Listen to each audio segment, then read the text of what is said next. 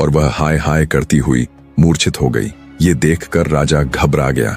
उसने तुरंत जल मंगवाकर पानी के कुछ छींटे रानी के मुंह पर मारे तो रानी होश में आई।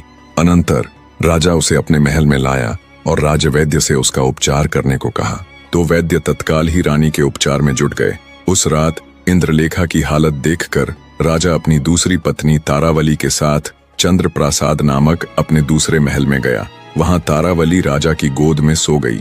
सोती हुई रानी के वस्त्र थोड़े इधर उधर हो गए, जिस कारण उसके शरीर पर खिड़की की जालियों से होकर चंद्रमा की किरणें पड़ गईं। किरणों के स्पर्श मात्र से ही अत्यंत नाजुक रानी तारावली जाग उठी और हाय जल गई कहती हुई अचानक पलंग से उठकर अपने अंग मलने लगी। घबराकर राजा भी उठ बैठा। राजा ने देखा तो पाया रानी तारावली के उस अंग पर सचमुच ही फफोले पड़ गए थे। राजा ने तुरंत परिचारिकाएं बुलाई। परिचारिकाओं यानी सेविकाओं ने रानी के लिए गीले कमल पत्रों की सेज बिछाई और उसके शरीर पर चंदन का लेप लगाया। इसी बीच राजा की तीसरी पत्नी यानी रानी मृगांकवती भी जाग उठी। तारावली के कक्ष से आती आवाजें सुनकर उसकी नींद उचट गई थी। राजा के पास जाने की इच्छा से वह अपने कक्ष से निकलकर तारावली के कक्ष की ओर चल पड़ी।